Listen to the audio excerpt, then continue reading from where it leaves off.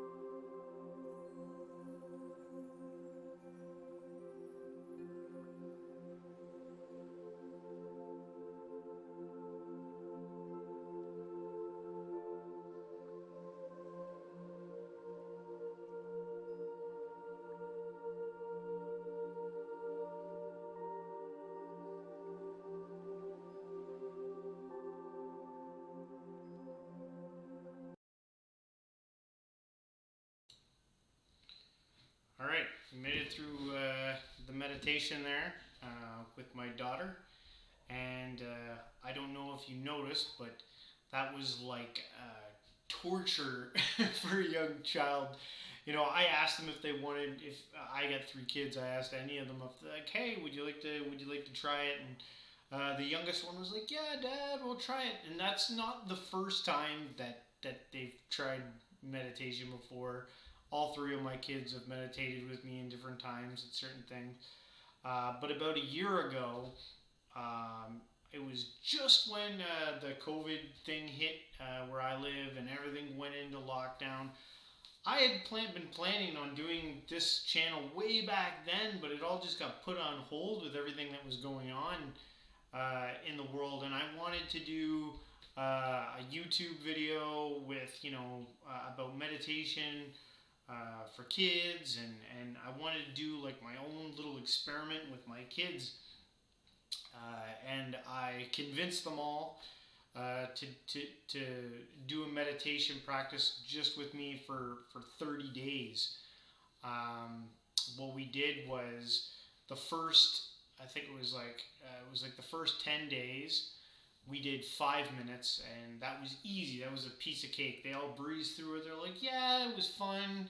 It was kind of like, I don't know, it was like the calm before the storm. And then when I moved it from 5 minutes to 10 minutes, the antsiness in them started to come out. And they're all 2 years apart.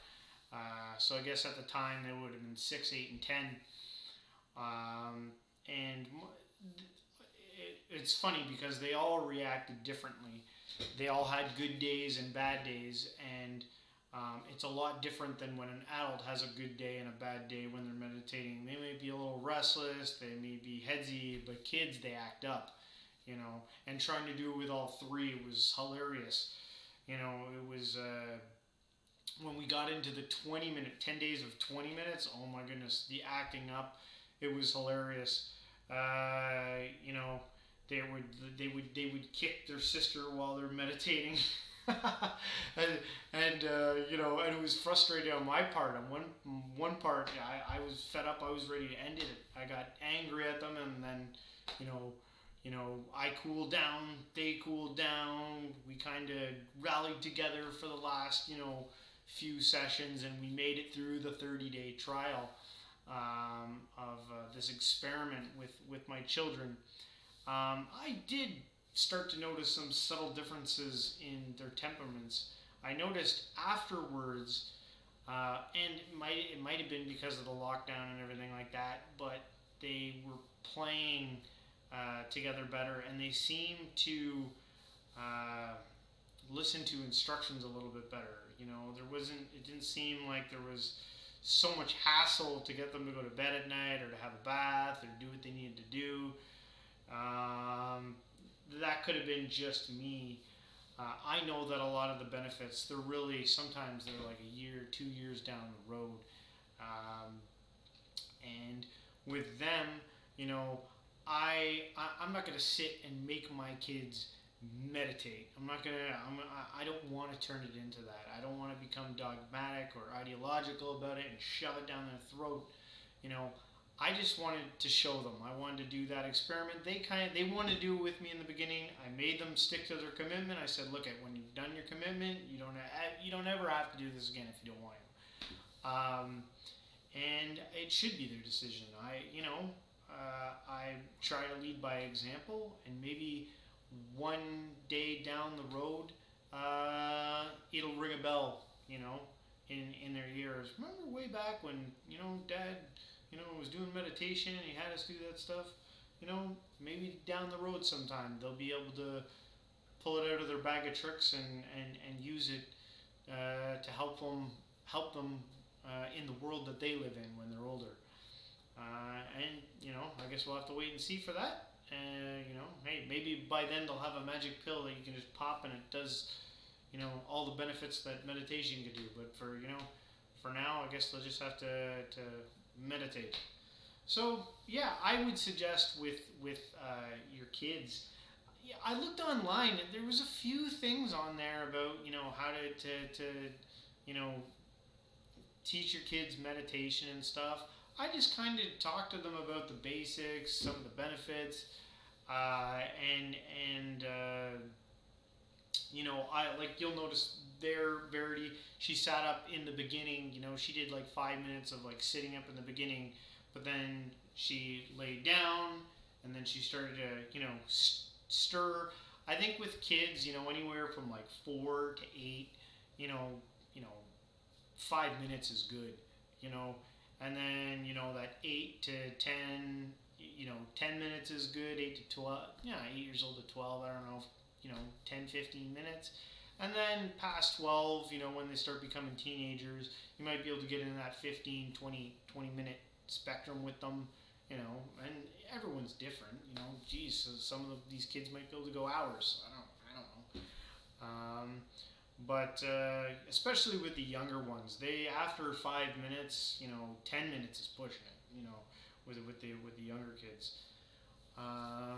But you can just sit down and explain to them. A lot of you, if you meditate and your kids see that you're meditating, they'll probably eventually one day come by and be like, "What are you doing? Can I do that?" And you can show them the ropes. I just, steer clear of the ramming it down their throats kind of a deal. Let them come to their own conclusion, I think, on that one. But I don't know. Hey, if you have any tips in the comments or whatever like that, in the notes, leave a comment. Say, tell me what you think.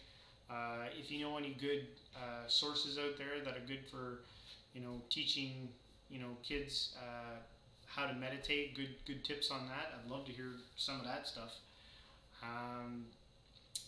But with all that said, that's kind of the lesson part of this, or it's not really a lesson, just kind of talking about my observations on it. And normally after I do this thing, I, reach into my bag of spiritual stuff that I've been learning, and I pull out, scriptures or something if I can, or parables, stories, and I don't know much about Native Americans, so I was like, maybe I should look up something about Native Americans, see if I can find anything interesting.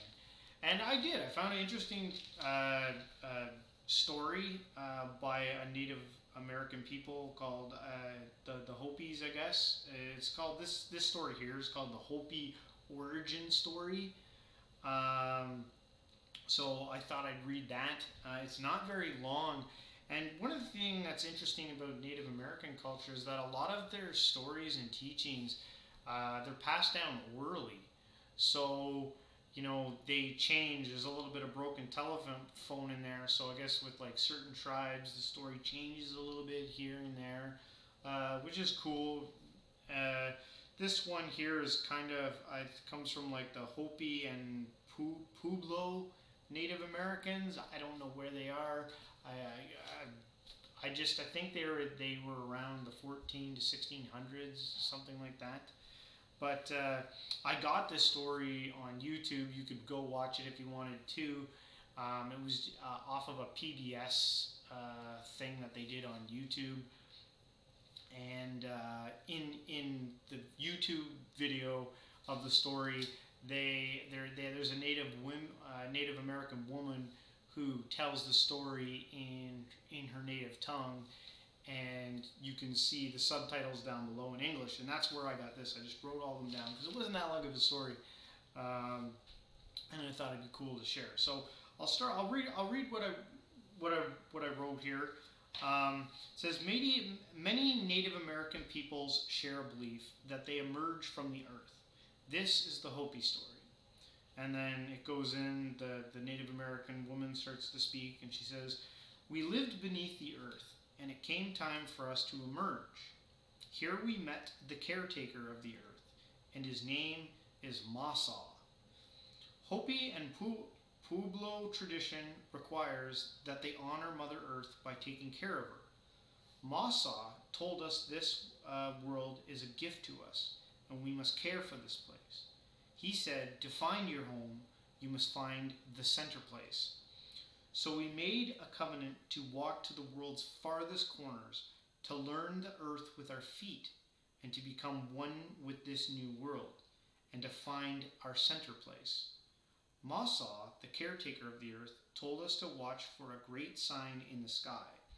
It would be a symbol that we have reached the center place. So when we saw a bright light in the sky, we came to rest in the southwest, and we knew this is the center place. So after the story was done, there was kind of like a little bit of a English narrative after talking about it. Basically, just saying that all the tribes, after scouring the earth and learning all that they learned, they came together and they shared what they learned together, from all the corners of the earth, and they worked hard on their spiritual practices. Whether it was strange dances or dressing or whatever they had learned. They even had some guys smoking pipes and stuff like that, and they all shared in the traditions and stuff like that. I think there's some type of a message there to be gleaned. If you think on it long enough. But anyway, that's pretty much it for tonight. I know it's kind of a short one. Did that one with my daughter. It was kind of last minute. She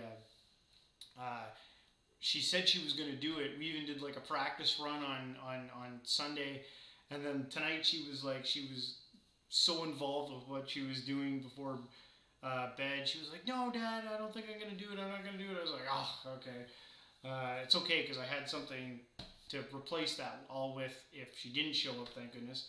But she came around. She's like, "Okay, I'll do it." So that was great that she came out and she did that. So yeah, if you got kids and you want to show them how to meditate, it's not a big deal. You can just sit them down, show them what you do, show them the breathing exercises maybe that you've learned, and I would recommend laying off the forcing of them to do that. I don't think that's going anywhere good, but that's just me. Um, so yeah, that's pretty much it. Also, if you don't know, I started doing some stuff on YouTube. So if you want to check out my YouTube channel, you can. It's Coral Living on YouTube. I'm gonna try and add more and more things to it. I've just done a couple shows right now, or episodes, I guess you want to call them, and you can check that out. And then other than that, I guess I hope you have a good week, and I will see you back here next Thursday, 9 o'clock Eastern Standard Time, and we'll get our meditation on. All right. Well, anyway, have a good week. See you guys later.